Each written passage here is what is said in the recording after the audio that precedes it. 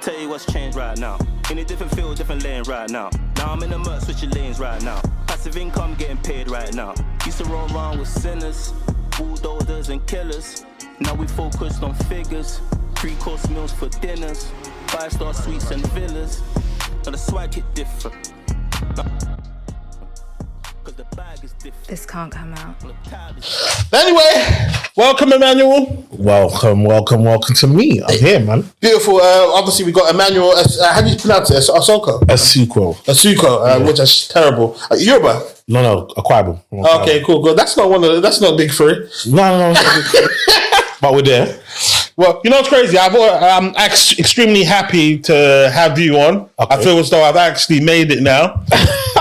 You're actually somebody I've actually seen. Like I knew your face before I knew your name. Okay. Like your face was just around there. Yeah. And then there was a period where I think a lot of people were on TV. A lot of my friends were on TV. People winning BAFTAs and stuff. Yeah. And your face, and all of these are Black British Business Awards, and your face was always there. Yeah. So, and then obviously just being on social media, I managed to kind of see that you were kind of in my network. I knew a few people that knew you. So to actually have you on right now is actually quite a big deal for me, isn't it? No, it's big for me, man. It's big to be here. You're doing your thing, man. I love the consistency.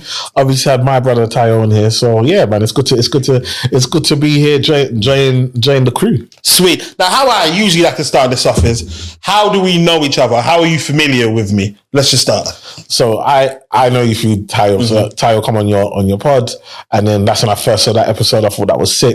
Then I went back and then I started watching some of your other ones. I like the one with your cousin. That was hilarious. He is a joker. He's a madman. Yeah. So that was too fun. I know you brought him back recently, but that was hilarious. So yeah, man, I've seen a few of your episodes. Now, obviously, because I've watched a lot of content. I saw one with Snake. I was nervous, but with who? There was a snake. Oh yeah, you see that one? There was a snake. Ooh. There was an actual snake throughout the whole episode.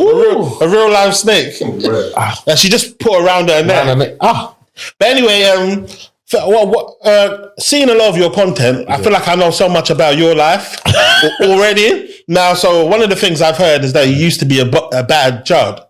I used to get in trouble. Yeah. Now, explain the sort of trouble that you were getting into. No, not trouble like gang trouble. Like so I used to get in trouble in school. Just like teachers not listening. I was always had energy, and I always used to, because of that, I'd be loud. I'd make jokes. I'm just. If I went to school now, they'd say I have ADHD in it. Okay. But that didn't exist when I was a kid. Do you understand? What, do you reckon you had it? No, probably if I did a test, I probably because even certain time when certain spelling and stuff like that, I remember one time I was writing something in front of a client, and the client was a doctor, and he's just like, yeah, that's a sign of because the way you put your I's and E's and and so I'm sure if I did a test, I probably would have some neurodiversity, but they didn't exist when I was in school. So and you've done pretty well for yourself now anyway. You just got licks and you had to behave. You understand? Yeah, because they were describing it like you were just getting into fights and stuff. Yeah, so I used to get into a lot of arguments, a lot of fights. So I couldn't control my temper. So I know it's going to sound mad. Whenever I say it sounds crazy, but it's not as mad as what you think. I remember my mum's Nigerian. So because I used to get into fights, my mum used to just tell me like, punch the wall. So rather than punch a human, punch the wall. So when I used to get angry, I started punching the wall. Bro, after you punch the wall a few times, you learn to calm your anger down. Because, because you know you're gonna be in pain. The wall don't cry. Do you know what I mean? And so it was learning that, and then also just like my mum she used to just give me these gems, like don't ever allow someone to control your emotions. Because if someone knows that they can say something and get a reaction out of you, they're now in control of you. And you should always be in control of yourself. And so when I started mummy, man. Trust me, when I started to just beat what the gems that she used to put in me, it just calmed me down, relaxed, and I focused on other things. And so but even when I went secondary school, I used to get in trouble when I went college. Not like trouble just trouble like I wouldn't listen, I wouldn't do my homework on time, I'll be talking in class, I'll be like, I just wouldn't be focused. And I always tell people, this is one thing I always say, your gift in the wrong environment will feel like a curse. You see my gift, like in school, in structured environments like school, like corporate life, it's like a curse because they want you to fit a mold, and my gift wasn't feeling like that. See, when I put my gift to social media, Now the people that used to tell me I was a problem now say, can you come and do content for us? So it's really important to understand that you got to understand what is it that you're good at and make sure you put your gift in the right environment so you can prosper. Otherwise, it's going to be working against you. So 1 second. Yo, what you keep on doing? What are you doing over there? Ladies and gentlemen, this part of the conversation is too spicy to come out. Wow, man, you man are goated. A month is a lot. No, I mean 3K for 10 episodes, isn't it? Yeah. So you guys have already invested. You're on episode what? 50. Don't know. 52. So yeah. Wow. Well, what's the maths on that? Oh Lord, no. Yeah. So Lord, 15 no. grand, 15 grand already. Yeah. Wow. But like, so what happened? But now, But you got the time though. now we've got the time. But also, it helps the brand, right? So brand's gonna work with us. So now, with the new what we're about to do, we're about to offer people to obviously be on the to sponsor us a brand. So we'll have your brand on the table. We'll do an ad, and we're gonna get paid. So our lowest package is like what £500 for one episode.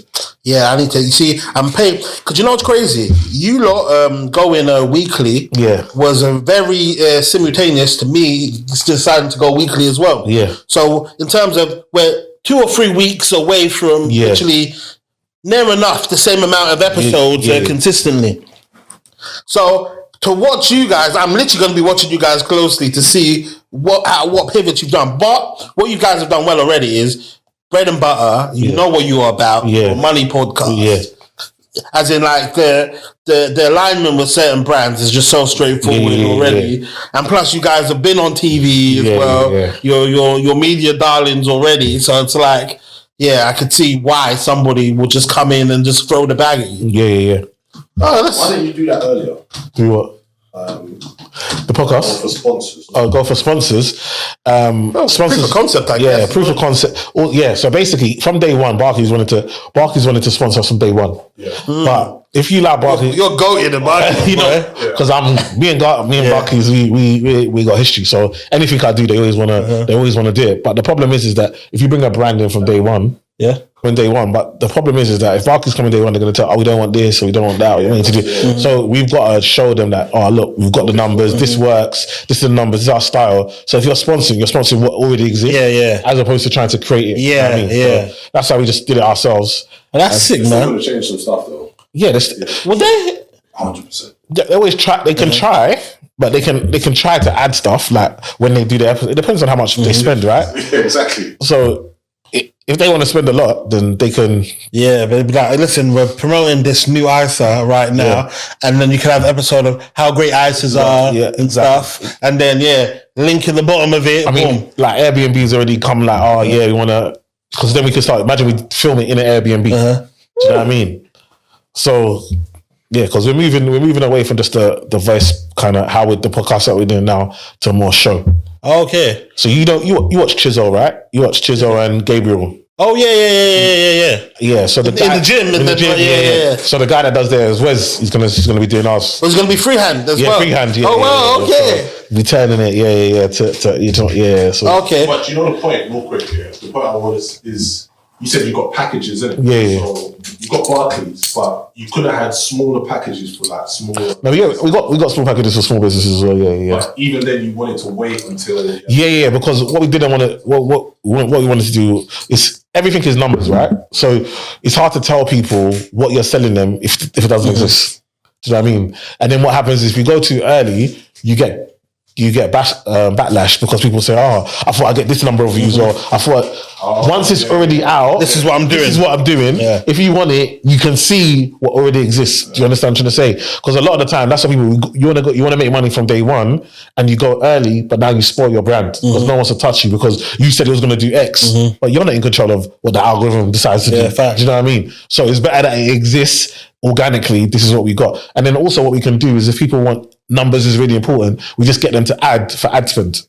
So let's say it's £500. You just say, okay, and now you pay an extra £200 and we'll put £200 on that to get you the numbers that you want, the additional reach that you want. Yeah, makes sense. You guys are. No, that's calm. No, that's sweet. Oh, wait, when did you discover that you were like proper like entrepreneurial? When did I discover? Man had no money, bro.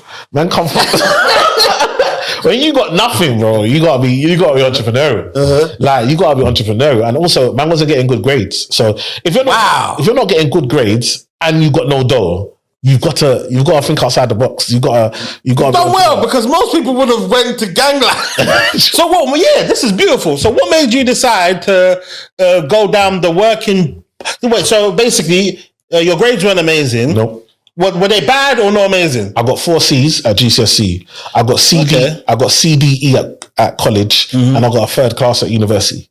Oh wow, shit. What about maths? Maths, I got a C in maths. Well, okay, like they're not amazing. They're not great grades. You can cry, isn't it, at the grades? But like, obviously, I've seen people like you ask them when they go on GCSE, they'll start speaking a language. You're like, yo, I did GCSEs. They'll be like, yeah, distinction. I'm like, what are you talking about, fam? Like, we do A, B's, and C's. Yeah, but I think the difference is that for me, anyway, I didn't understand my learning style. That's why I teach the young kids now. So the thing for me is, and also I didn't have the motivation because I played basketball, I played rugby at a very high level. Like I played rugby at a very high level. I was a winger. I was really fast. So I used to run 100 meters under 11 seconds. So I used to. No effing way. Yeah. So I used to be proper fast. So because of that, I thought if it's not basketball because I wasn't as tall, I was like, I've definitely done in rugby, 100% rugby, and obviously I had athletics. So I was like, school is not my be and end all. When I've obviously realized that as I've got older, that actually I need to have something behind me. I need to do something. Like once I got the job at Barclays, and this is how I ended up as a financial advisor. I'll tell the story. So I've worked at Barclays as a cashier. I didn't know what job I wanted I just wanted to be in the bank because I used to look at these buildings because I grew up in Tower Hamlets, right? So where I lived in Limehouse, I could see the buildings. Plus those buildings, my Limehouse is E14. Canary Wharf is E14. So imagine you sharing the same postcode as Barclays Bank, HSBC, Goldman Sachs, all these. You're sharing all these big companies. You're sharing the same postcode as them. So it's just crazy. You're thinking, right, how am I living in poverty? And yet I can see millions over there. So obviously I've got the job at Barclays, cashier. Then I met a guy. I'm doing the job. I met this guy. I used to love the film Paid in Full. I love that film. Come on, man. So you see when he comes out of prison and they give him a Saab, the drop top. Yeah. So I've now been like, I see this white brother in the bank. He's got a Saab 9. Oh, I said, bro, what do you do? What do you do? He's like, I'm a financial advisor. And I said, what, you get a car? He said, oh yeah, financial advisors, we get company cars because sometimes we have to travel to go and see clients. So we don't just stay in the branch. We go to our clients' homes as well to see them. So we get a car allowance. And so you can get a Saab. I said, what? I'm going to be a financial advisor. So from then, I was like, I've got to be a financial advisor. I won bare awards for customer service. Oh, wow. And again, remember, when I used to get in trouble in school, too much talking, making people laugh, Now I'm in the branch. I make the customers laugh. I talk to them about their lives. Bro, them times, remember, there's not online banking. Lunchtime, the branch is packed. I used to be, I used to work in the bank as well. Yeah. So, but my customer service was so at a higher level that even at lunchtime, people would queue and wait for me. So they'd be like, next. No, I'm waiting for him. Because they don't want to talk their business to nobody else. Yeah.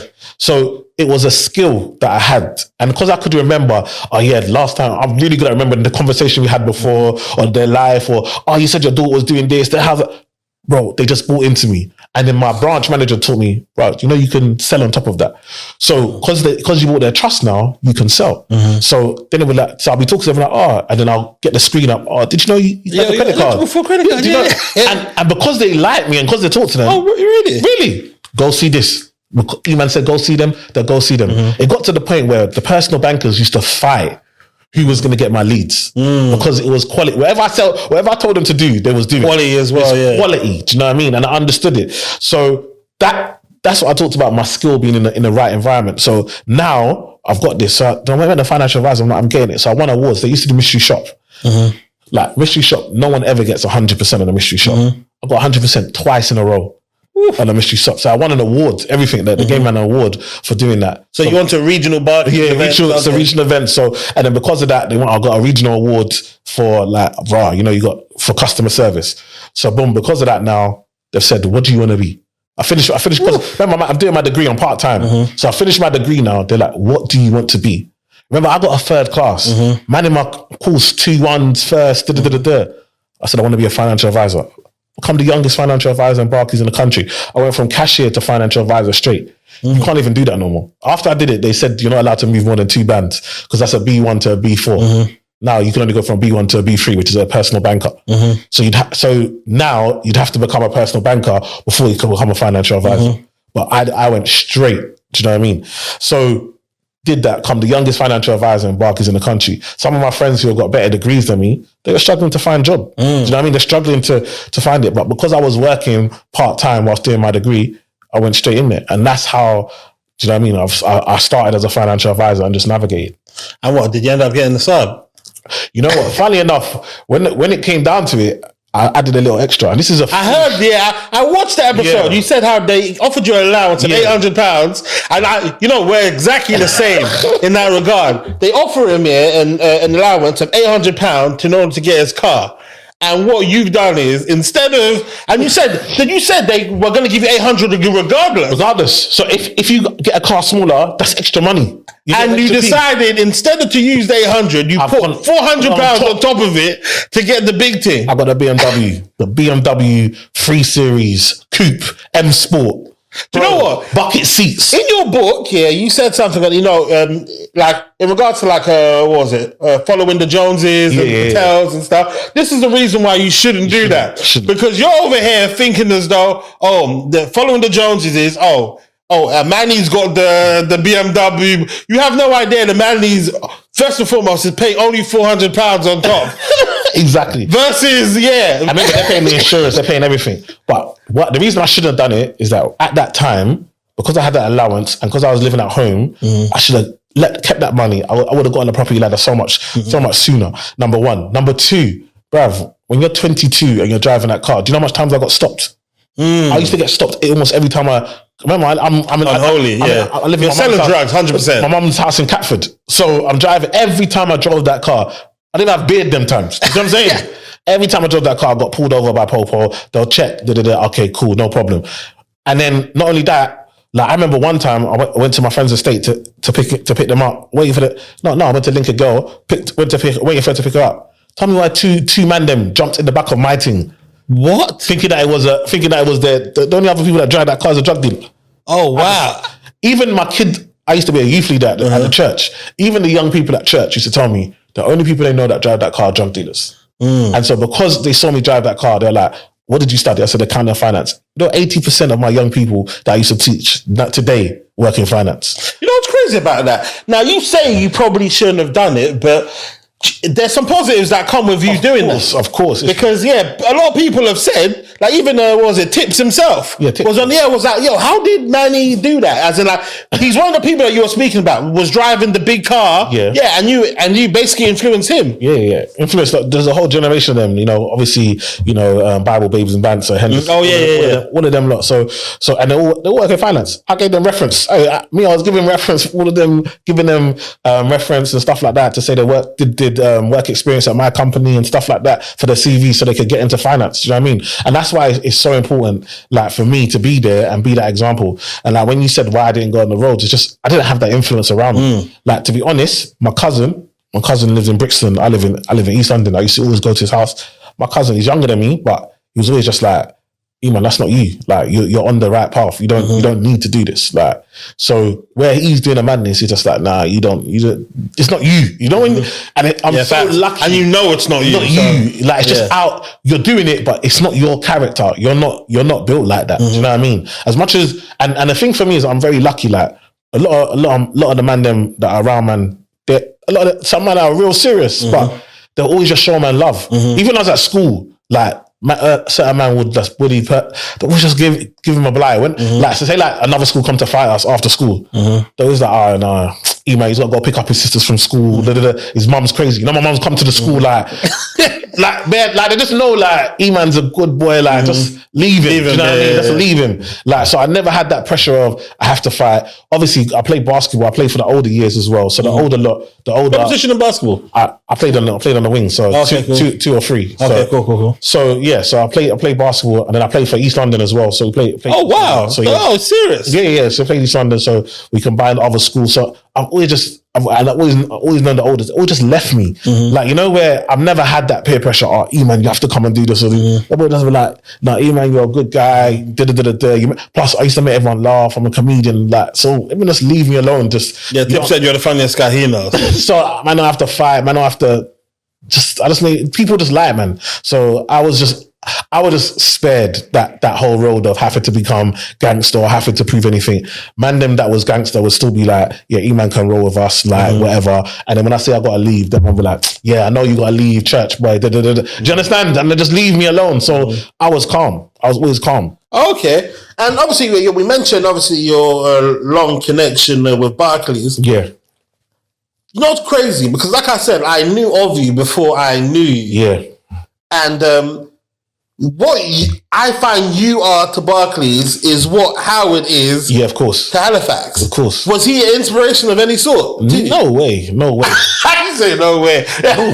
No way. Howard is out here singing and dancing for the... Okay, but I'm talking about, obviously, he was an actual mascot. Yeah. Whereas, but as in, I don't know, maybe it's because I'm black, but I can't think of a Barclays person that isn't an actual celebrity that is linked to the brand that was an actual employee before, apart from you. Yeah. Is there another man? No, there's not. But you have to understand, my story of Barclays is crazy. So, like, when you really deep it, like, imagine, I live in Limehouse.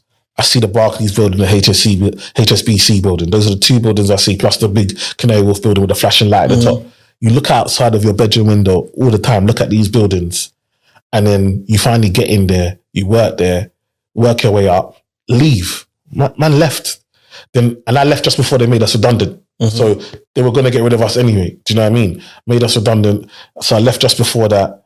And then I went up. And when I left, no one cried. Nobody was sad. Like, do you know what I mean? They're gone to do their own thing. And then I've gone online, built this brand name for myself, built this brand, and then this $1 billion company says, listen, you know, we want to speak to the nation. We need to work with you. Oof. Bro, it's actually mad that me from a council estate, like, it was never in the plans. Do you know what I mean? Even TV was never in the plans.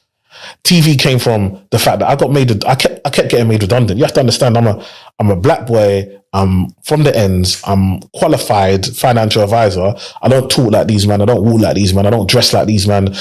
My temperament, I don't crack jokes like these men. I'm in these white environments all the time. And they feel like they're doing me a favor every single day. It's like, oh, you're lucky to be here.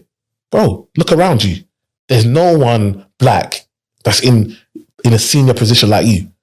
So you should just be grateful. And I'm like, bun that. I want to enjoy what I do because I'm good at what I do, but I don't feel appreciated. I feel like you feel like I should be thanking you, like lucky me, like jump and skip because you gave me a chance. And so it was such a hard environment to be in. So for me, it was then a case of, okay, how do I make this work for me? Then I went on, so I got made redundant. Every time there's redundancy, they always make me, I'm first in, first out, always. So did they actually give you the redundancy package as well? Bro, the redundancy package is nothing because like you're not 3 months or something. It's 3 months. It's nothing. So just make you redundant, you're out. Redundant, you're out. Redundant, bro. And the last time I was just like, you know what? I can't leave. And this is why I always teach, man, is that for a lot of us as black people, we are in these environments. And the reason that we don't have a voice, the reason we can't say anything is that if we get made redundant or if we lose our job, we have nothing. We have no safety net. Hence, I'm always talking about side hustles and other ways that you've got to make money so that you can be you. Like, I can be confident to meet. I will go and meet. Sometimes when I go to certain events, the way I dress, people be looking at me like, are you here to help? Are you here to do something? Like, what are you like? I'm dressed in jeans and these men are all in suits. Because I work in finance, right? Finance man wear suit. I don't wear suits. I wear like oversized shirts, like shackets, as they call them. What's shacket? A shacket, like shirt jacket. You know what I mean? Yeah. That's what I wear. I know exactly what you're talking about. Yeah. So that's what I wear. I'm going in there. I want to be comfortable. Yeah. Do you understand? These men are wearing ties and that. So these men are looking at it like, "Wow, what you doing? Like what's going on? Like, hi, yeah, oh, what are you here for? Before you know, I'm on the stage. I'm the one teaching them. Woo. Do you see what I'm saying? So it's one of those things that I feel like my superpower is I'm the only version of me. Do you know what I mean? But I have to be allowed to be me. When did you get that confidence to do that? When that confidence? Because I work in corporate as well, and I am not me at all in my workplace, isn't it? And you know what? But I'm getting there. Yeah. I'm reaching the point where it's like, you know what? I can only just be me, and it's getting frustrating not being me here. Yeah. So, and I feel as though I'm doing a great job of faking being somebody else, but I can't do this anymore. Yeah. So where did you get the confidence to just be you? Yeah, bro. Unapologetically. Yeah, my branch manager, Hakeem Sattar. I still speak to him now. I was in South Africa with him not last year before. So yeah, but yeah, Hakeem Sattar, he's my branch manager. So imagine when I've got the job as a cashier, Hakeem, I was 18, 19. Hakeem is like 20, 24, 25, and he's the branch manager. Bro, you wouldn't believe it. Like, and he's a Bangladeshi guy from end. Do you know what I mean? Obviously, Tower Hamlets. Most of my friends in Tower Hamlets, most of the people hanging with is going to be Bangladeshi. That's everyone. Like, do you know what I mean? White people are the minority in Tower Hamlets. That's why when I didn't grow up with racism like how most people. It didn't exist because white people are the minority, and everybody, like, funnily enough, in Tower Hamlets, most people, like, black culture was very strong. So I never really experienced racism until I got into the workplace, and I was like, oh shoot, I'm black, and this means something. So yeah, so Hakeem, he empowered me. He's like, you know, you've got certain skills, like utilize them and be you. Just be you. You just get them, be you. And then obviously there's that thing of, once I became a financial advisor, I started to change a little.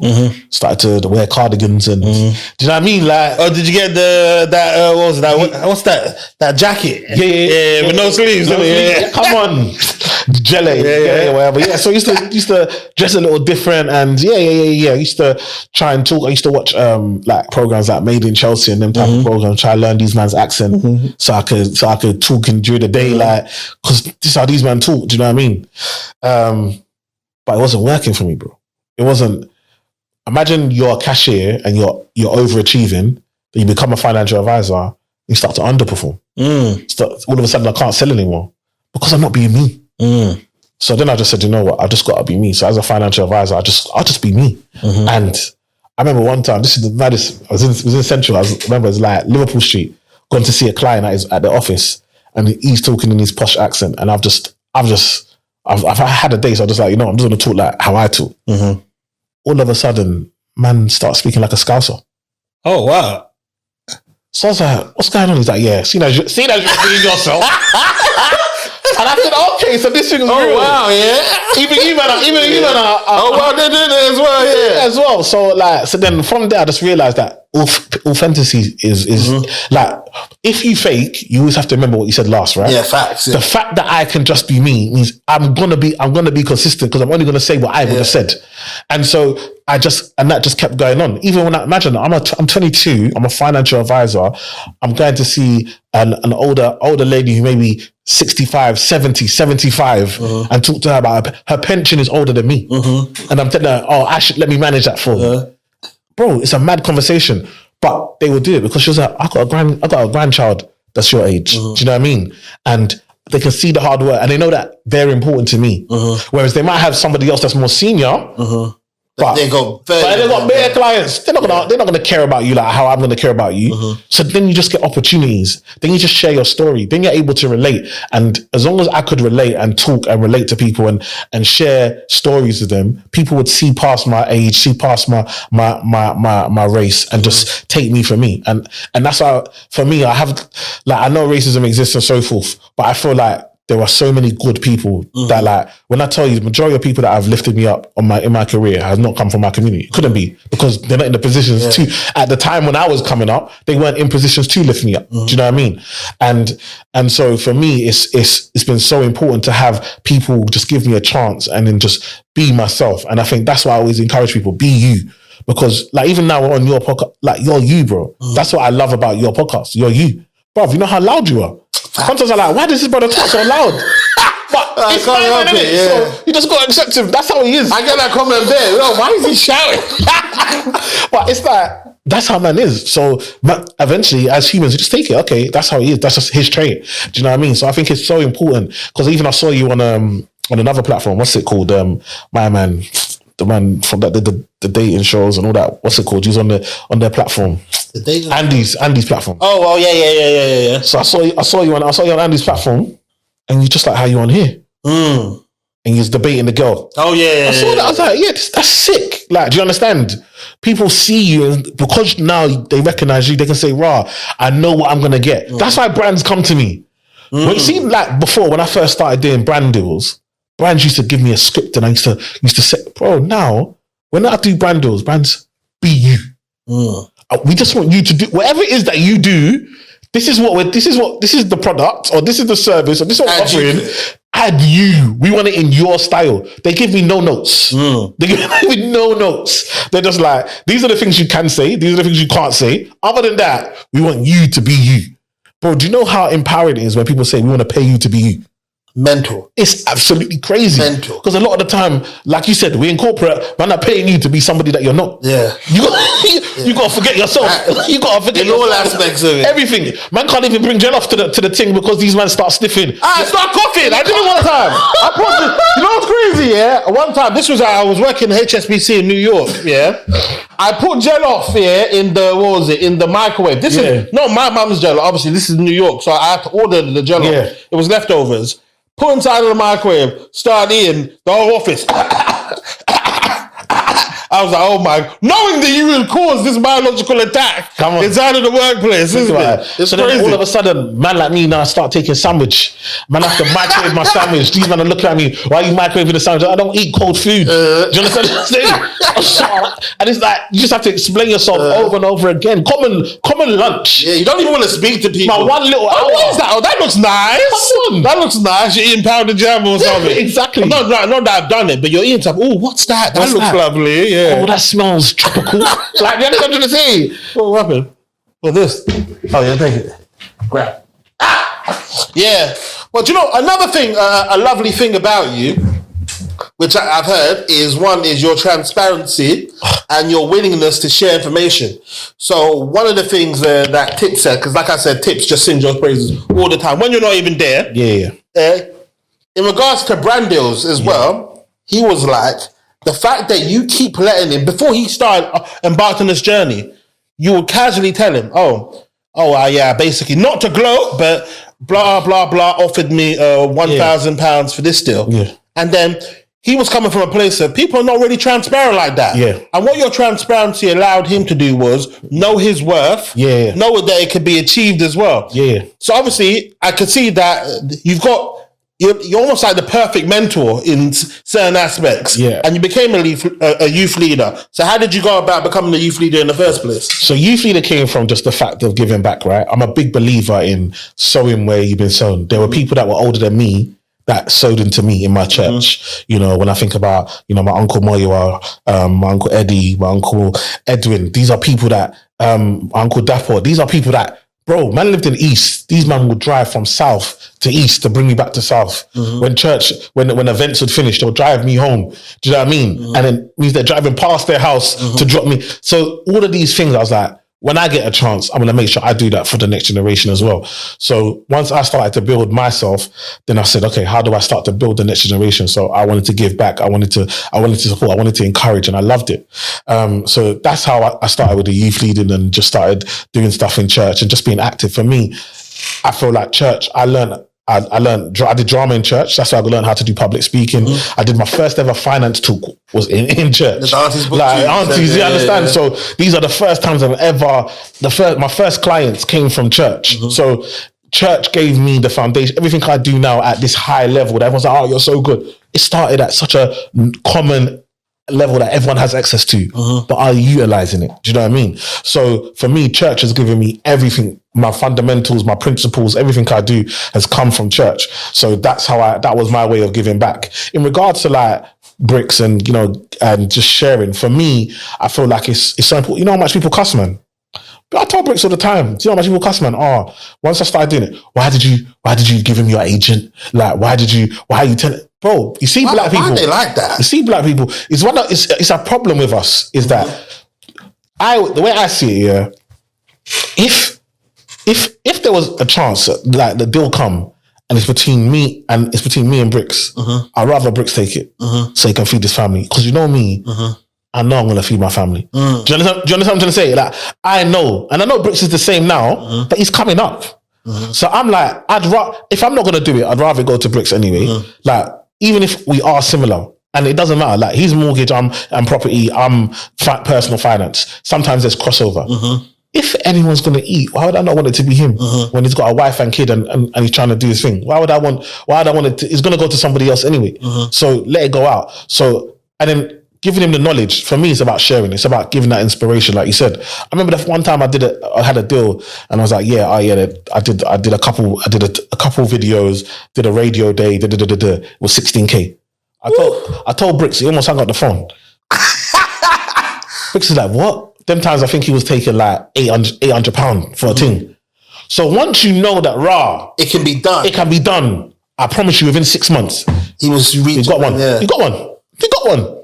Do you understand? Because you know it exists. And so that's why it's so important to know the cost and how to do it and what he did. So I explained it to him. And then obviously we've got the same agent. So the agent that's doing it for me, now you can say, wow, I heard Eman said you did Can you? She's like, oh, okay. Yeah, I can do that. Then you can go back, you can challenge. Because sometimes, let's be honest, agent wants to get in and out. So sometimes the negotiation for an extra 4, 5, 10K, it's long for them. If they know that the client just wants 5K, we just give you 5K and we're in and out. But sometimes you got to challenge, get your agent to say, oh no, but do they want to do something long term? Is there other things that you want to do? And then just bang it in. And we got a really good agent, Sam. She's amazing. This is a lady, yeah. And this is another thing I always tell you: who's speaking for you in rooms that you're not in? Like Sam, white lady. Her father was a financial advisor. This is why I'm blessed. Her father was a financial advisor, so she believes in what I do. Like she's seen it. Her dad do this, so she believes in it. So imagine now, and she works with Anna. Anna Williamson. So Anna Williamson does Celebs Go Dating. She's the relationship lady on Celebs Go Dating and so forth. So Anna's massive. Like she's got one of the biggest podcasts. Anna's podcast that she does, which is called Luana, that podcast gets 1 million downloads a week. Lord. 1 million downloads a week. That podcast does. Jesus. They sold out Royal Albert Hall. They did a live show. They sold out Royal Albert Hall. Do you understand? That's the levels that they're on. So imagine her leftovers. Do you understand? Her leftovers is our month's meal, bro. Wow. Do you understand what I'm trying to say? How did you secure the agent there? So I did a show on Channel 4. Anna was on the same show as me. And this is why it's about relationships. This is the problem. Like, people don't know how to network. You see, I'm here today. You see what I'm here today? Number one, you know Bricks. Number two, like, you comment on man's posts. Number three, you DM man, encouragement. Never, before you ever ask me one day, we made sure that we've got a relationship. Number three, you're doing the job. I'm seeing your stuff. So when you now say, E-man, come on my thing, I feel like I know you, Dams. This is the first time we're meeting in person, but I feel like I've met you before. I know you, bro. Do you understand? Years. People will message me, E-man, I'm doing an event here. I haven't got much budget, but bro, this is the first time I ever speak to you in my life. Why the hell would I talk for free? I don't know you. Do you understand? But we don't learn, because even in corporate, Barclays, these men are going to get to know you first. They're going to give you a current account. It's free. Just so we can have a relationship. Or here's the best savings account. Come do your ISA with us. They bring you in. Now we have a relationship. Once you're in, then man will say, Ra, do you want a credit card? Because interest, that's what they're going to make money. Ra, who's your mortgage with? Oh, have you thought about home insurance? No, man, don't start. That's why these things don't make money. You see, like a savings account, these things don't really make them money. Yeah. But it's a way to build a relationship. Yeah. That's even how, from the kids' account. From a kid. Yeah. Once I've got you as a kid, we've got you to adult. Oh, by the way, you go to university. You know what I'm saying? They give you the Remember, NatWest was giving you out the free rail card. That's how they get you in. You see, us as black people, we haven't learned that, right? Networking requires an in. How do we relate? How do we come in? And then we can talk about, I will come out here. I'm not going to charge you to come on your thing. You're my guy. Even though I've never met you. But because of the way you operate, we understand ourselves on a level. It's an honor to be on your podcast. Do you understand? Yeah. Do you understand what I'm trying to say? But if you would have, the first day you would have messaged me and said, email, I'm doing a podcast and can you come on? I would have said, yeah, I'll come on. It's going to cost you X. Do you understand what I'm trying to say? I don't know you. And so it's so important to have relationship and build relationship. So when I was on the show, I built a relationship with Anna. So me and Anna, we got on, we talked about life, we talked about everything. I used to come in early. When I got in early, Anna is even earlier than me. So because we're both there early, we're talking before we even start shooting, we're getting to know each other. Anna's a big deal. I'm watching her on the television. She's on real television regularly. This is my first show. She's a regular. Do you understand? So then now, at the end, I've said, Anna, I see your agent. Anna added her agent to the WhatsApp group that we had. I said, do you think your agent would manage me? I ain't got no agent. I've just done this all direct with Channel 4. I didn't have an agent them times for my first TV show. So Anna said, let me introduce you. She introduced me to Sam. Bruv, Sam let go of free.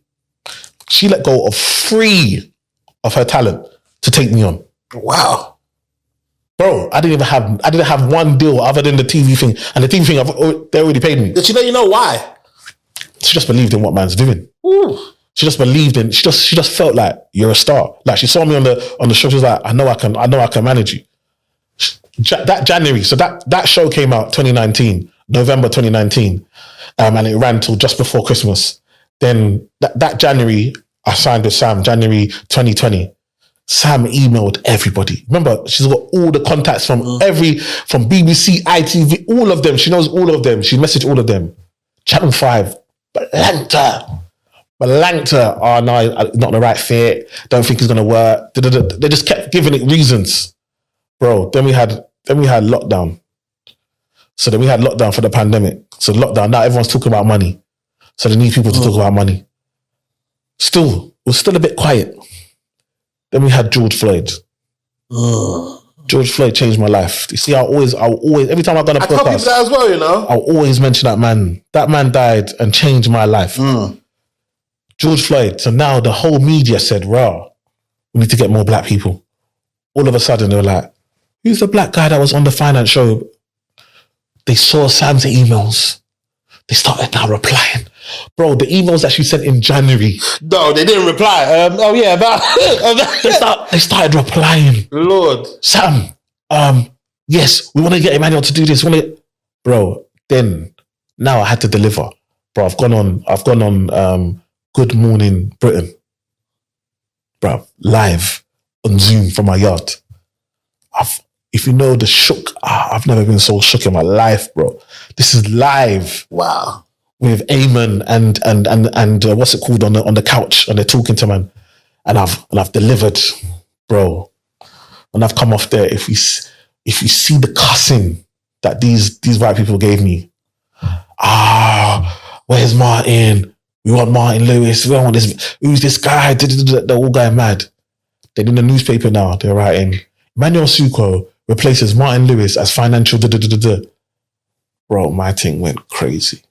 It just went mad. All of a sudden, every brand wants to work with me. Everybody's, bruv, I've not sat down since. Well, so wait, I don't understand that. So you got lots of hate online by individuals, by Middle England that watch Good Morning Britain, but I'm the new Martin Lewis. I'm the black Martin Lewis. Lord. And so now, all of a sudden, everybody's like this. And remember, and this is what I always tell people: the level is different. Martin Lewis is very intelligent. He's what he's done for the country has been amazing. He's my inspiration. I was calling myself the Black Martin Lewis before I even started. He's my inspiration. That's mental. And then you end up replacing. Come on. So he's been my inspiration. But Martin Lewis is not a qualified financial advisor. So what you have to understand, sometimes for us, the level for us has to be different. You see me, I've got to be qualified how many years as a financial advisor? I've got to be married. I've got to have kids. I've got my record has to be clean. These man did checks up. Oh, bro. They were asking me for they probably should have asked me for my blood type. That's the only thing they didn't ask for, bro. Like, they asked me for everything to make sure. So it's like, when we ask, the standard has to be so much higher. Do you understand? So it was really difficult, but that just opened the doors. And I tell you, it's those emails that Sam sent, because she sent those emails, I was in people, even though they were rejecting me, I was in their mind. They remembered. So when now they needed, they all came back. And Sam said, I didn't care. I said, listen, I'm going to go in as the Black Martin Lewis. By the time I'm finished, I'm just going to be Emmanuel Asuquo. And today, I'm just Emmanuel Asuquo. No one talks about Martin. Is his own. He's got his own lane, and he's the head of everything, and he's doing his own thing. And so it's so important for us to understand that George Floyd changed my trajectory, because TV was never really a thing. But because, again, the whole TV thing came from me being me. Channel 4 said, wow, we've never seen anyone talk about finance the way you talk about finance. The only reason I could talk about finance is because I'm from the hood. And the way I'm talking about finance is how I had to learn it. So sometimes your weaknesses, the things that you think are the things that you're maybe even embarrassed about, is part of your superpower. Because I could talk about, right, I remember I've done bare videos that I used to do, my Uncle E-Man videos, and I'll cuss people about it. I love those videos. People loved it. Yeah. They loved it, because how much times as someone, you don't just want to hear, okay, you know what? Everything's going to be all right. You want to save some money? Buy the cheaper beans. Yeah. Buy beans, or buy bread that just says bread. Yeah. Like, buy basic. Okay, we've learned that now. What else can we do? Actually fix up. Yeah. Like, do you understand? You're messing up. You're out here spending money on things you should not be spending on. Know your level. And it just resonated. Do you know what I mean? And sometimes I skip past your videos because I know I should be listening. I get it, but it's not. Yeah, I'm like, but that's beautiful. Yeah, you deliver that perfectly all the time. And bro, you gotta understand is that people talk about money. Like, for me, the biggest thing is impact. Like, bro, when I was doing those videos, lockdown, we locked out. Like, we're not outside. When I've come outside, bro, the love was crazy. I'm bumping into people and they're like, oh yeah, I've been watching your videos since lockdown. It's 2 years later now. I bought a house just from watching. I never spoke to them in my life, but I've coached them into being able to buy a house. I've coached people into starting investing. I've got people who've paid off their debt, all off the fact that I talk to them in a language that they understand, a language that makes sense to them. I broke it down in a way that made them feel convicted. They've laughed, and after they've laughed, they're like, you know what? I need to change. Do you know what I mean? And it's like, when you see that impact, like, you see, when I go outside, people are like, what's it like being famous? It's not, for me, I'm not famous like other people's famous. Like, other people are famous for a thing that they do, right? In regards to, like, you're famous for playing football, you're famous for being naked, or whatever it is. You see me? Yeah. People know, man, for telling them what to do with their money. Like, and so the love is actually crazy. Bro, I remember one time I was in London Bridge. I've come off the train. I see this black brother walking towards me. I'm thinking, he's not walking towards me though, but we're just walking in this direction. Bro, the guy's come to me. He just put two hands around me, squeezed me. I don't know this brother. Bro, man's chest is touching. I'm thinking, this is a violation. This guy's like, bro, I love you. I love you. I said, bruv, it's okay. It's okay. It's okay. Big London Bridge train station on the platform, Yeah. Big London Bridge. So he's let go now. He said, bro, let me tell you something. I got a younger brother. And my younger brother, I kept telling him stop to be better with his money and do stuff. He wouldn't listen to me. I told him to change his attitude. He wouldn't listen to me.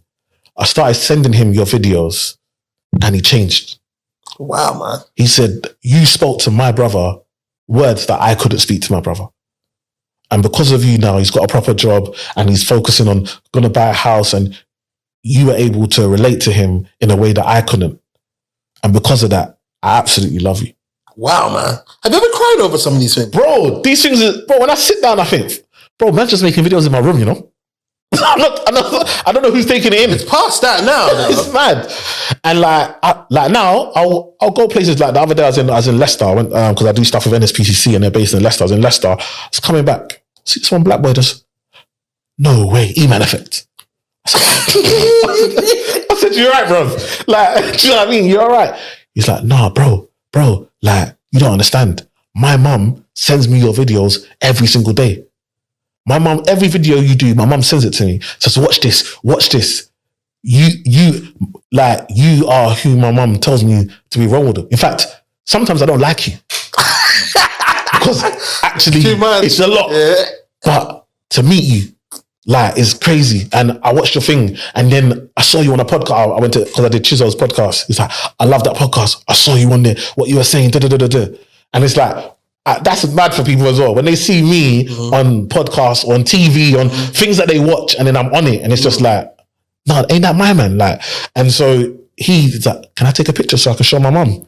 And he's like, okay. And it's just like, this is a whole, this man must be 18, 19. Bro, that's 20 years younger than me. Do you understand what I'm trying to say?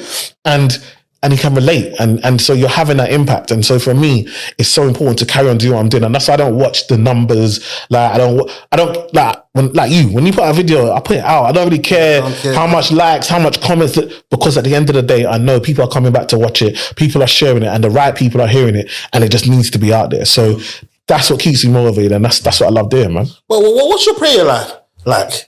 Prayer? Yeah. Strong, bro. Was it you or Tipz? One of you guys said something that resonated with me recently, which was praying out loud. Yeah. So that was me. That concept over there is cold. As in, I don't have a partner anyway. Well, I don't have a wife. Yeah. But that concept is cold. Praying out loud so your wife can actually also hear what I'm praying for. Yeah. So I was saying, because me and my wife, we pray. I'll be like, have you prayed? And we prayed, and then I just said, you know what? Actually, bro, see the words that the life I'm speaking into you. I need you to hear it. So now I'm praying out loud. I want you to know the words, the blessings I'm praying for you, how I see you, the things I want for you, the things I want you to improve on, the things I want to see your life. I want the things I'm praying to God about for you. I want you to hear it.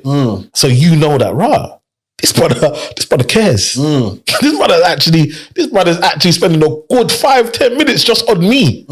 Just talking about me, talking about the kids. So I was like, no, we got to start praying out loud. I need to hear your prayer points. Because I need to know, what are you praying about? Because maybe I need to start praying about that too. Do you know what I mean? Yeah, I didn't think about that aspect of my life. Yeah. Like, what are you praying about? Do you know what I mean? What are you asking God for? Because maybe I need to be asking for the same thing. So I just like, let's pray out loud. I want to hear it. Like, I want to hear what's going on. Yeah, that proper resonated with me. But also, what I grasped from you as well, obviously, like many Nigerians, you were raised up in the church. Yeah. When do you reckon you started having your own personal relationship with God? At what point? It's a good question. So for me, we had the thing that, remember I told you I went to teach the youth. We had this thing in our church. We have this thing called Crusaders. So basically, once you get to secondary school age, you leave Sunday school and you go into Crusaders. And so in Crusaders, that's where then we go on youth retreat. So every year you go away and do stuff, and that's where I really connected with God, and had my own personal relationship, heard God's voice. And that's the most important thing for me, is that, like, I've heard God's voice. I've heard God speak to me, either in my own ear, like or someone spoke to me. Like, I've been praying about something and someone spoke something to me and it's happened. Like, so I know God is real. Do you understand what I'm trying to say? And no one can ever take that from me. No scientist, when you know God for yourself. And I think that is so vital and so important, to know God for yourself. And I've seen it so many times, and I'm a living testament, bro. And I always remind myself, like, the work will get done with or without you. Like, sometimes you get to a position where you're successful and you start to believe your own hype. And so for me, I always remember that, listen, God is using me and I'm a vessel. Do you understand? And if I decide to make it about me, or if I decide not to do this right, God will just use somebody else. The work will get done. Don't feel like God's work will be done with or without you.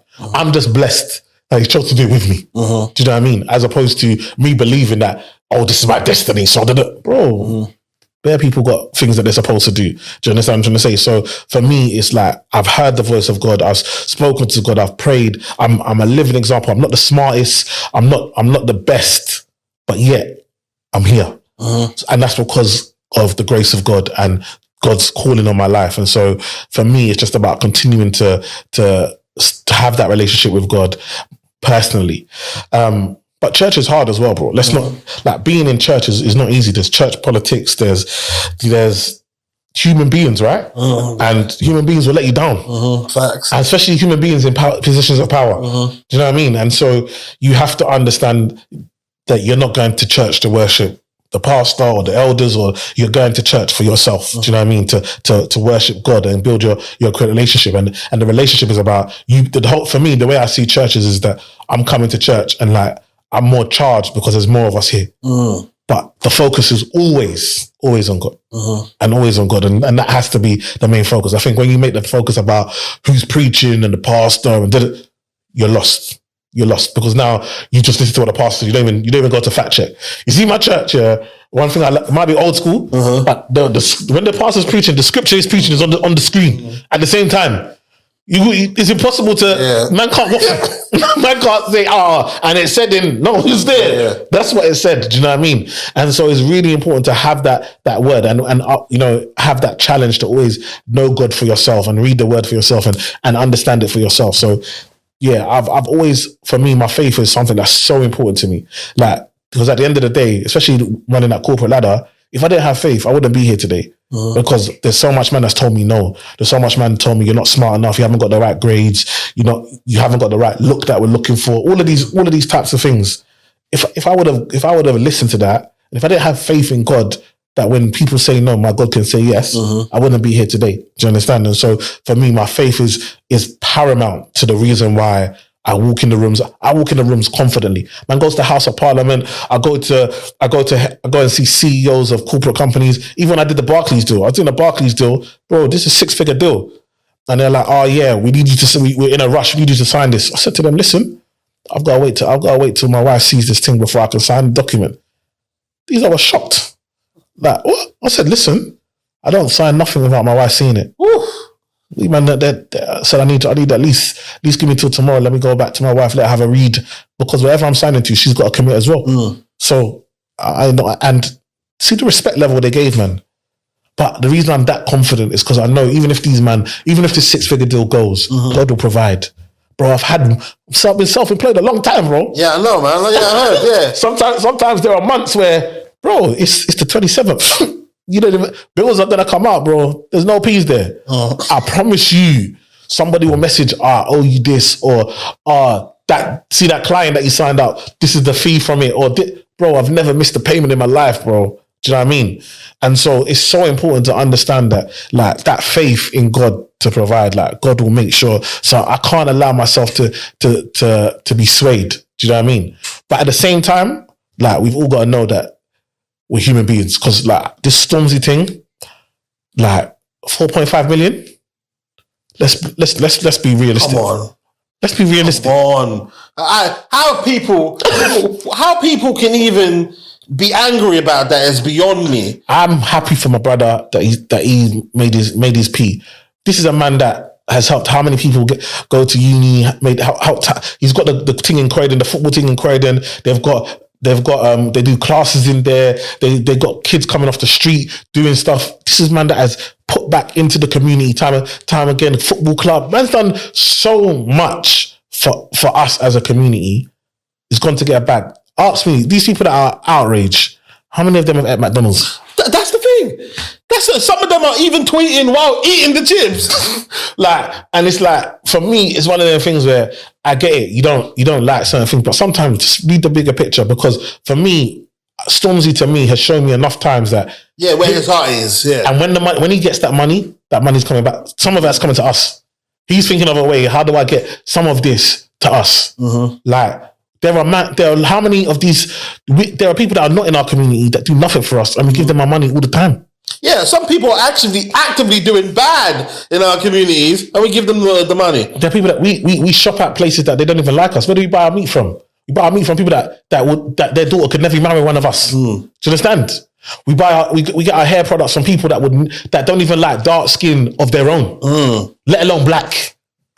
And we're fine with it. There's no outrage. There's no noise.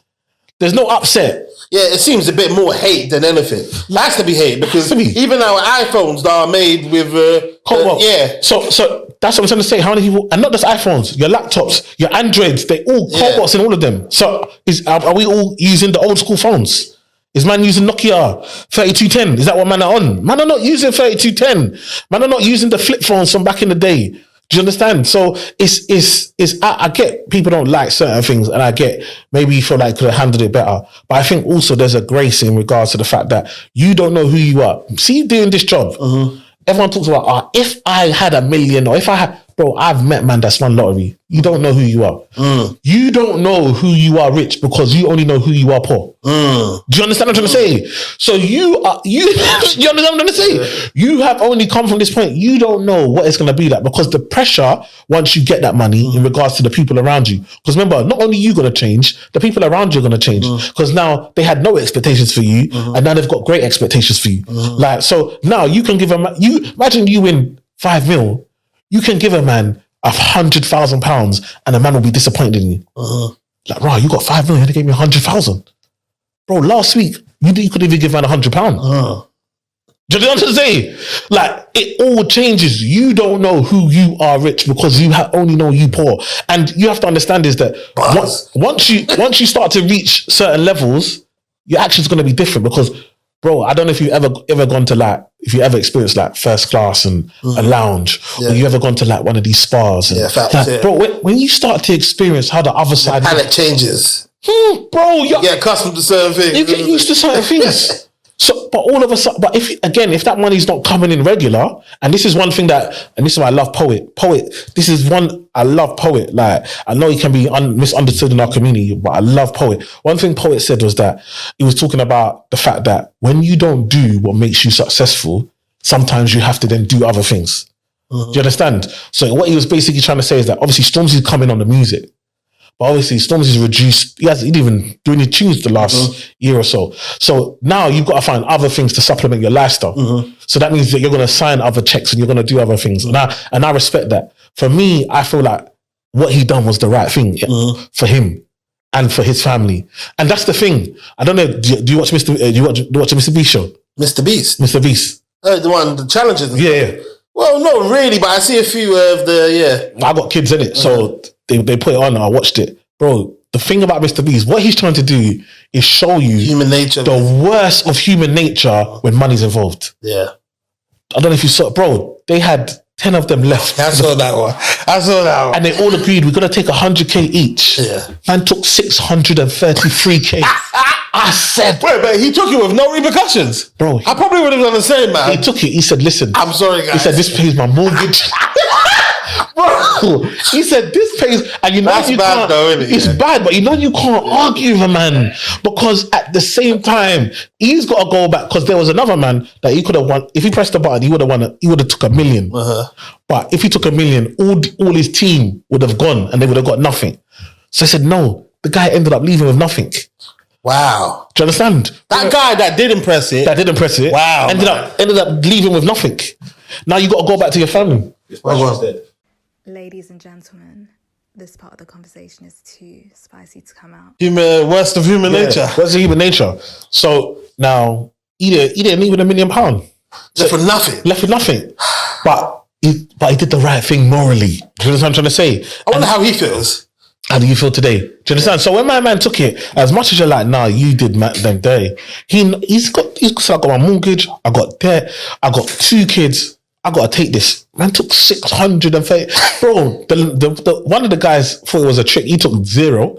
But the one that come out last, she got like 3K out of $1 million. Wow, man. Do you know what I mean? And so again, money will change you. Is the point we're trying to make. Money will change you. So a lot of the time, you don't understand the decisions that need to be made when you're at a certain level. Do you know what I mean? Because you haven't been at that level. You haven't played that game. And so it's really important to show grace because you talking today is not, you never seen 4.5 million. Yeah. So you say, I would have done that. Bro, it's never happened to you. Yeah, fact. You've never seen that. And not only that, you haven't got a house that's costing you X amount. 10 grand a month. Do you understand? Mortgage. Like you ain't got bills to pay. You ain't got family to feed. You're thinking 4.5 million, not just for me. What about those around me? Because you don't know what it's. I've had clients, being a financial advisor, I had clients that list like football clients. But now, man's brother doesn't want to work anymore. Man's brother's going to work. Because man signed a contract, man's brother's going to work and saying, right, you can't talk to me like this. My brother plays for XYZ. Yeah. Like man can't work no more. It's not. Man can't work no more. So now you got to pay. You tell him, no, go to work. Don't want to go to work. Man don't want to go to school. Don't want to go to work. Don't want to do nothing because I've got money. So now you know that if I get injured or if something goes on and I don't sign another contract, my whole family's finished. And where that's happened, now your family's not talking to you no more because you can't provide for them anymore. Trust me, bro. You don't. The thing about money, when you, especially at that level, when you make money at that level, it's beyond just you, and especially when everyone knows and everybody's pocket watching. Everyone's, you just sold 100 million. You got 100 million downloads. Does that mean you got 100 million pounds? No. Do you understand? That's not how it works. But that's how people think. So it's so important to understand that you give people grace. Like, don't feel like because people are making a certain level of money, that means that boom, like. Do you know what I mean? They're infallible, or you don't know why he had to make that decision. I feel like he did what was right for him. He's not hurting anyone. He's not out here causing the war. He's not out here encouraging the war. He's not out here saying go to war or go and fight this or go and fight that. All he's doing is saying this is the meal that I have. All he's doing is a big brand, a multi-billion dollar brand that has existed for many, many years that we all know and love and use has come to him and said, look, do you want to have your own meal? Bro. Yeah, well done, man. Bro, when was it like? When did you ever go in there? Did you ever see the David Beckham meal? These are superstars. Have you seen the Messi meal? Have you seen who, like the Keanu Reeves meal? Like, bro, Denzel Washington, bro, we're going into a brand that we all know.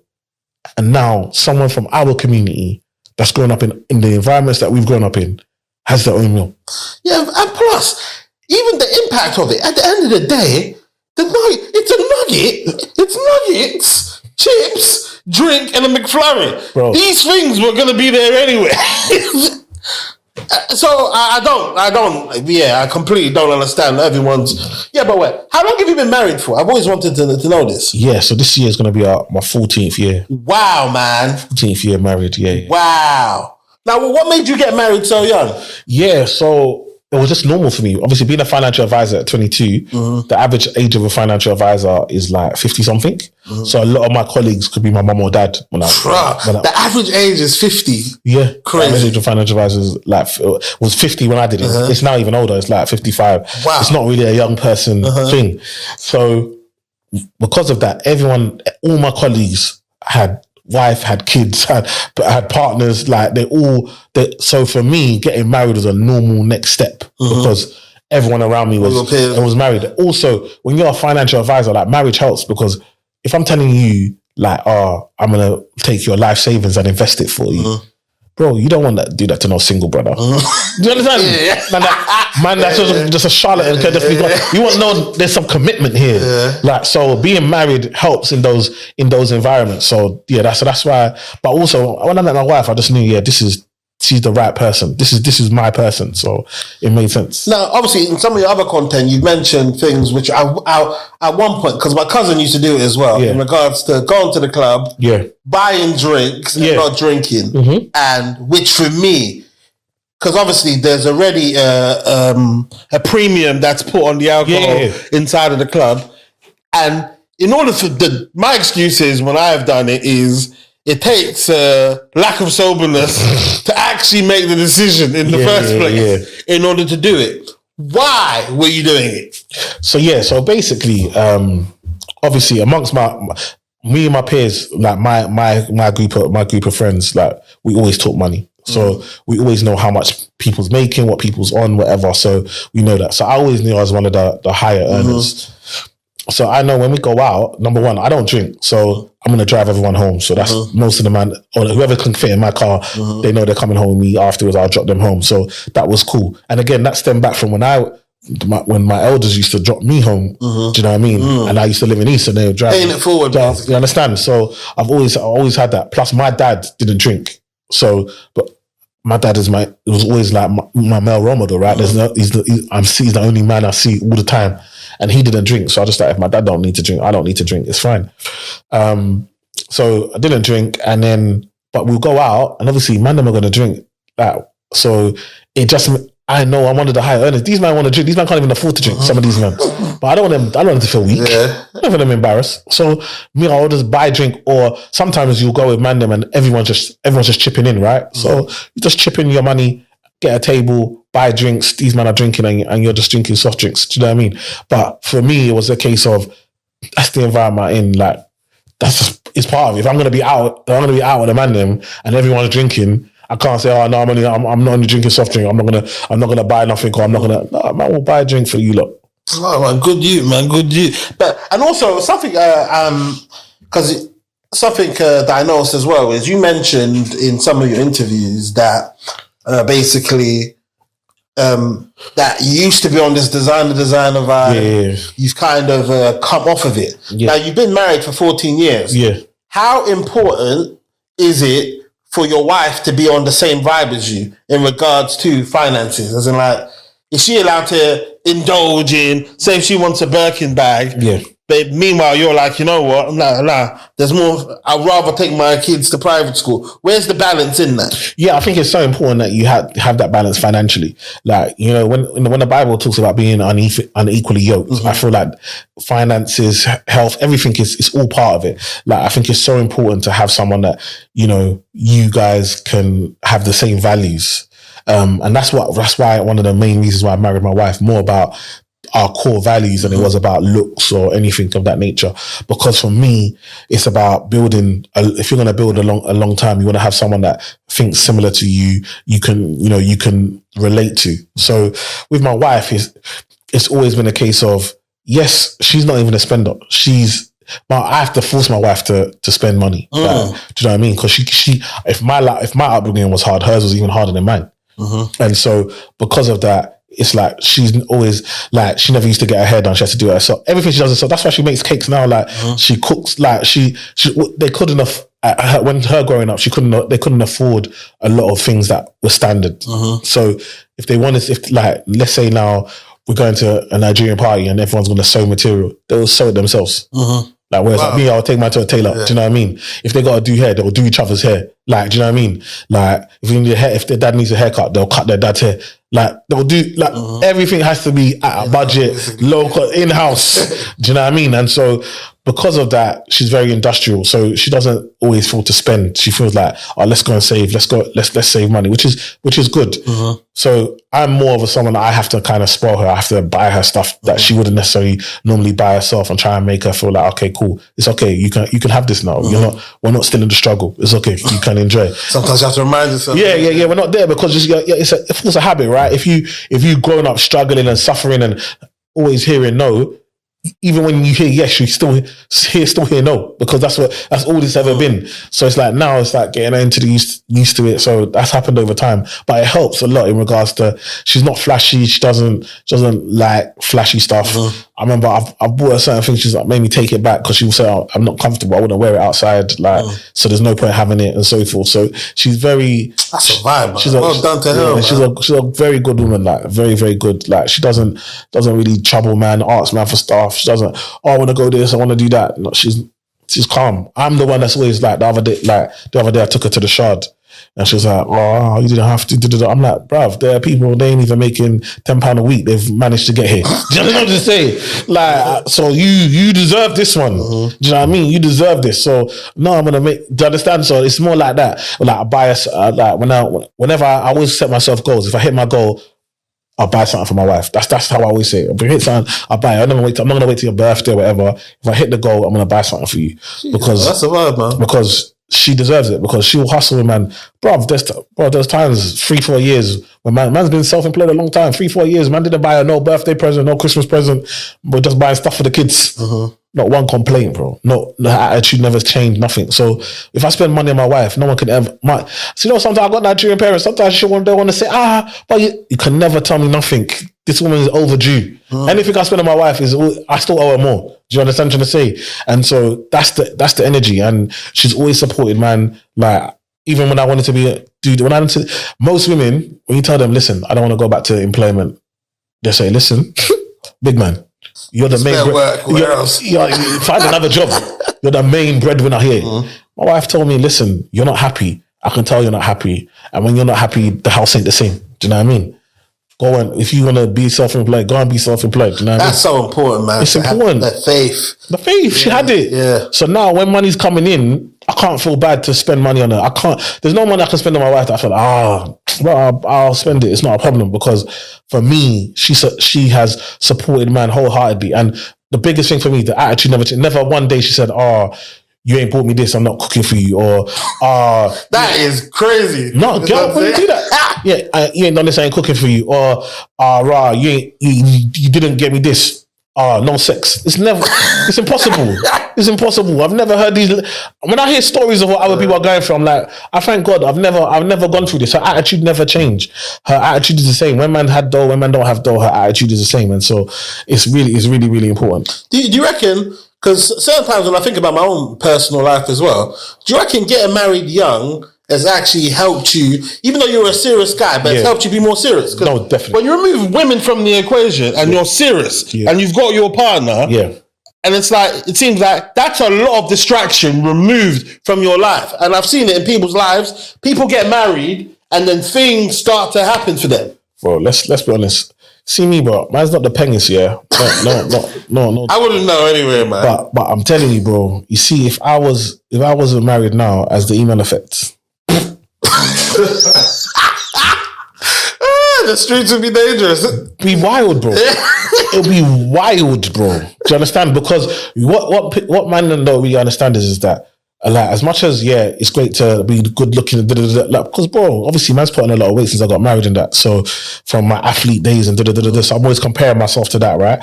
But bro, these women, they fall in love with man easy. And you're famous as well. You're funny as well. Not only that, you're financially secure. You're putting back to the community. You're empowering people. You're making people feel better. You're doing good.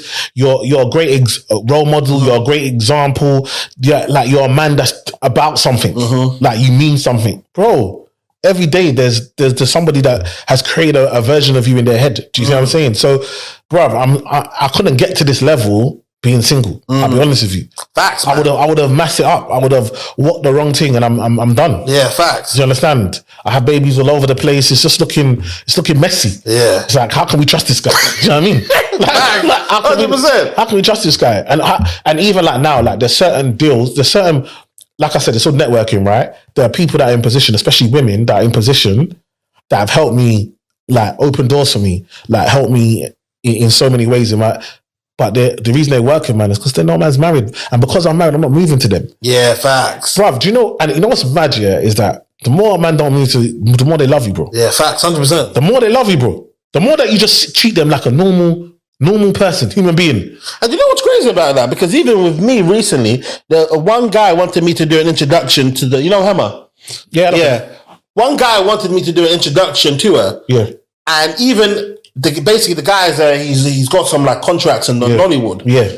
But he's married. Yeah. So when I did the introduction, even me myself, I was at ease doing the introduction. I even said it to her, and he's married. Yeah. So it's like, there's no funny business there, isn't it? So you're right. Another thing I wanted to ask you, what time is it, by the way? 4:45. 4:45? Yeah. That's calm, yeah. So, just the last question I wanted to ask you was, like you said, you've been self-employed for a long time. Yeah. And I've heard about you having offices as well. Yeah. Basically, I know you said recently you took one of your children out of private school as well. Yeah. Being self-employed like that, as in, do you actually go through financial insecurity? No, yes and no, not really, because I don't have the fake security of being employed. So when you're employed, you tell yourself that I'm employed, I'm going to get paid on a set day, right? I don't have that because I'm self-employed. Every day is a payday. At least potential one. Anyway. Every day is a day you can make money. Do you know what I mean? So every day, man wakes up and says, what are the things I need to do to make money today? And so if I need to make more money, I need to do these things more, and more money will come. Do you know what I mean? And so because of that, now obviously there's sometimes where there's issues in self-employment, it's not in the money, it's in getting paid. Because sometimes a client might owe you. Don't want to pay it. Bro, mad. It's all been 30 days, 60 days, 90 days. Same thing. What? What? And the problem with life is that everything is monthly. So when you're self-employed and now no one's trying to hear that. Bro, you've done the work. Yeah. It's just the money ain't reach. And by the time the money reach, bro, you're back. So by the time you've done it, you're back to zero. It's like the money never come in. Yeah. So you don't get to enjoy the fact that you've made this big amount of money because it takes so long for it to come in. So that's why, again, you have to start your own income streams and do your own things to bring money in, so you're not relying on corporates and so forth. But yeah, being self-employed. Why do you have to get away with that though? Bro, what can you do? Well, I think Tipz started a system where he gets the lawyer to send. Yeah, there's lawyer. Yeah. Also, like what my agent does, because again, a lot of the deals I do are quite big. So what we do, we get half up front now. So you're gonna pay me half up front. Because I'm not gonna risk that. Come the end, I'm waiting. So it's just different things you can do in your contract, right? It depends on who you are, the leverage that you have, who you work with, and stuff like that. So that's really important. But I think the biggest thing is about making sure that you try and life is designed for you to be getting paid monthly, and it's designed for employment. So if you're self-employed, you have to make things work on a monthly basis. So when you get that big check come in, don't blow it. Like use it as if it was coming in. This is how much you need each month. Like spread it out so that way it avoids the ups and downs. But yeah, self-employment is hard. But because I know I'm self-employed and I know that if I don't kill, I don't eat. I'm always out trying to kill, bro. I'm always out. I think I'm always pushing the needle. What are the things I need to do? What are the activities that actually make me money? Because guess what? When you're self-employed, you can be very busy making no dough. Like it happens all the time. Oh, you're going to this meeting. I mean, bro, where is the money coming from? Bro, if there's you see people want to meet with me. If there's no money today, let's Zoom. Let's Zoom. 1 hour, I don't got to travel. Let's Zoom. Why would I come and sit with you? And we're gonna talk. Money, and no money's coming today. It's crazy. So you gotta make it make sense. Like when I know that if I do a video, put out this video, put a link in my bio, I know that I'm likely to get 5,000, 6,000 people see this video. From that, I'm likely to get 40 to 60 people that will click the link. From that, I'm likely to get 5 or 6 people that will sign up. So if I do that 3 or 4 times a week, do you understand what I'm trying to say? And I know that it's X amount each time. Just got to do the numbers. It does the numbers. So even sometimes, like me now, for example, I'm at a stage where I charge to give a talk. But you see when sometimes it's dry. When you're in your dry season, don't act like it's raining. You see what I'm saying? When it's dry, you'll see me. I'll be like, yo, bro, do you still need someone to talk there? I'm there because I need it. Do you understand? But when you don't need it, don't matter what you say, because people in our community will be telling you please. Like, please, you see the please that you're telling me to do for free. I can't use that please to pay British Gas. British Gas won't accept please. Do you understand what I'm saying? They need currency. So again, it all depends on the season that you're in. But I always tell people, you see me, the thing that I don't like about our community is that there are so many financial advisors. Even in our community, there's bare people doing this finance thing. You've gone to the guy that's been doing it the longest at the top, that's on the national television, to ask him to do for free. What about all the people you said you've missed gone past? Go and find them. Go and find them. That's hilarious. That's facts though. Yeah. It wouldn't make sense. That's like you're just asking Drake to just show up to my kid's birthday. I need a rapper like, Drake, can you do that? No, why are we so close? Because we're black. Oh yeah, bro, I don't want to hear it. Like, this is not what I do. Like, you wouldn't do stuff for free. Like, no one can force you to work for free. Why do you want to force me to work for free? And not only that, I teach finance. Think about it. I teach people money and finance. Well, how could I do that if I'm doing it for free? Would I not be a hypocrite? Would it make sense? Facts. Would it make sense for me to be teaching about finance and money and I'm out here teaching it for free, making no money? So it doesn't make sense. So I always tell people, like, respect what man does. Like, if you want to work with man, that's great. If you love what I do, great. If you want man for free, I'm on the internet. All my videos on Instagram, you can watch them free. YouTube, free. That's the free version. That's the free version. You want this me to come and talk at your event? And then, because you want free, but when I come to your event, what you're going to want, we need to have a talk before the event. You want to see my slides. You want to get my picture and my bio. You want to post, man. You want to do collaboration posts. You're going to put man's face for the next 3 months on everything that you do. You're going to tell me we've got TV, financial advisor. You're going to, all that. Yeah. You want man to come for free, but you expect excellence. Listen, don't want the best for free. That's one of the reasons why we get scammed so often, is that someone will just come to you and say, I've got this investment. You can make 100% of your money. 100% of your money. It doesn't work like that. Crazy, yeah. That's not, imagine if you really had an investment that returned 100%. Why would they tell you? Yeah, facts. You, that's a stranger that they don't know. 100%. Their mom is not in this. Yeah. Their grandpa is not in this. Their grandma is not in this. Keep it in house. Keep it in house. All your family members will be doing this and will be eating together. In fact, generational wealth. You'll make up a system where people have to pay you in order to get involved in it. But just out of nowhere, I've DM'd you from an account with no picture, no face, and I've said, this investment, invest with me, and you're gonna get 100% or 150% or 200% in the next 6 months. And you said, okay. It's your desperation.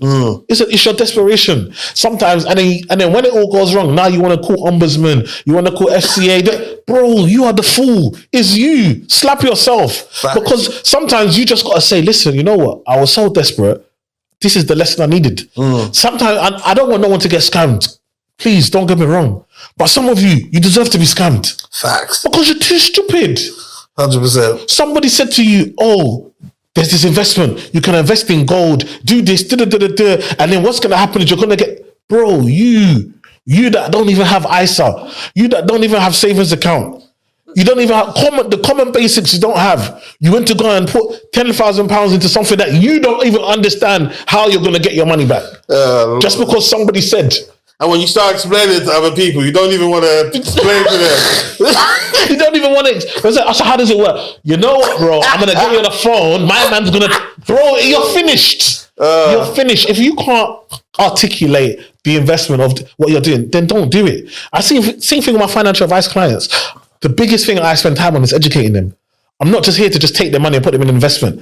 I need you to understand why I'm doing what I'm doing, because then you can go back and speak to your aunties, your uncles, your nephews, and explain to them, because they might not have enough money to come to me and be able to get this, but you do. So now you get it, you go give it back. Even with Bitcoin and stuff, even all of that crypto stuff, I can't lie, I've invested in it, but I can tell you, I was gambling. That's what I was doing. This is it. Yeah, I just saw people do it and they were making money, so I did it as well. But I won't even pretend like I know what I'm doing. I don't know what I'm doing. Exactly. And that's the thing. We go so hard. You haven't done the basics. You haven't even got an emergency fund. Common 3 months of your outgoings in an account, you haven't got. But yet, you want to go and put money in a coin that then this coin is going to be able to be the next big thing. Why? How? Because everyone believes in it. It's going up. That's not investing. It's gambling. It's just gambling. It's gambling. And if you want to gamble, then do whatever it is. But know that the money you're gambling, know that you might not get it back. When you're putting your life savings into something and it's a gamble, that's a madness. And so that's why I'm here. That's why I'm trying to educate us to understand that money takes time.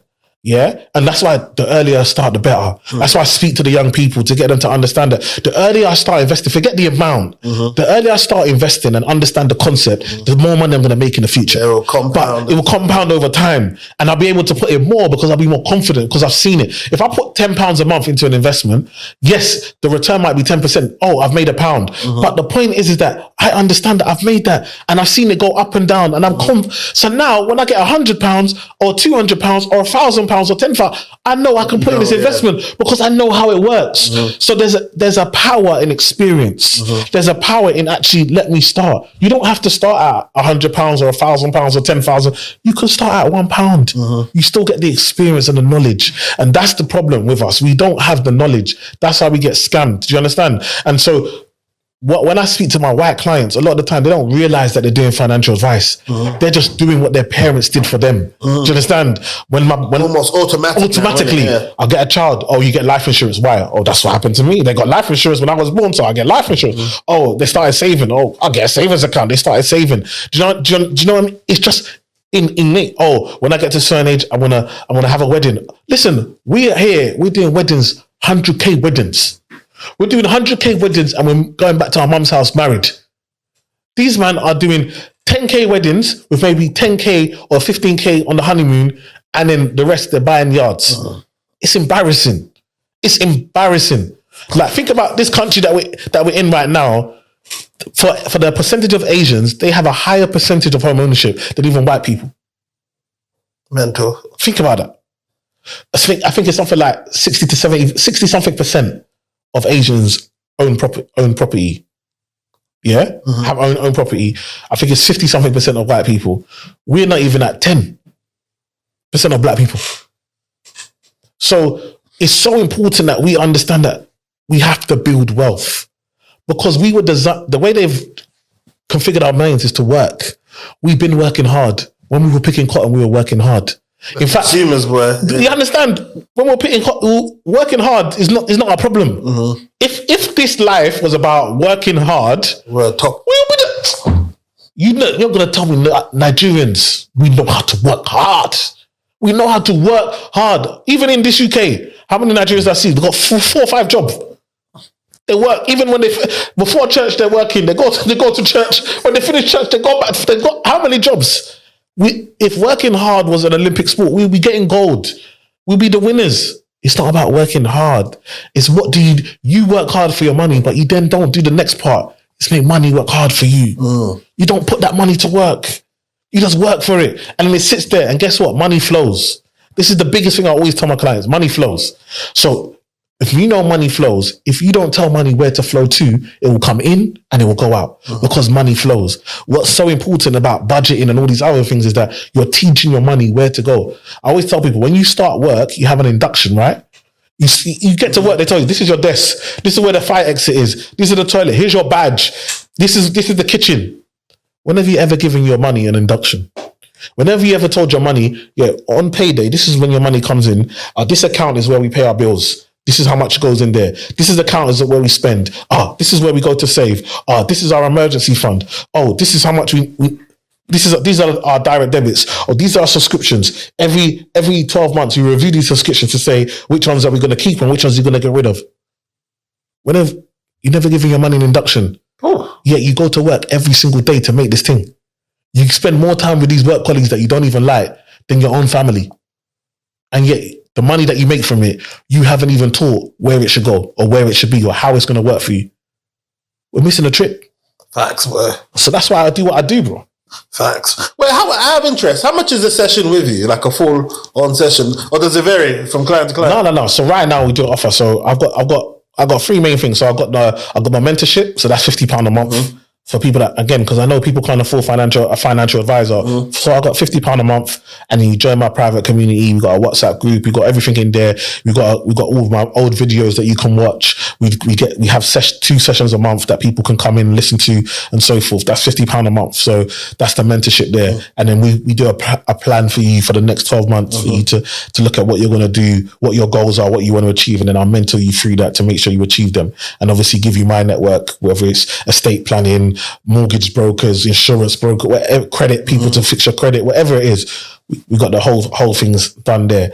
Then if you want a one-to-one, right now it's at $250. So I sit down with a session. It's $250. We can have a session. So that works. And then we go through, build a plan for you to achieve your goals. So so those are the main two services that we offer. And then obviously I've got my financial advice firm. So for people that's got £50,000 or more, that could be in a pension, it could be in savings, be in ISA, whatever.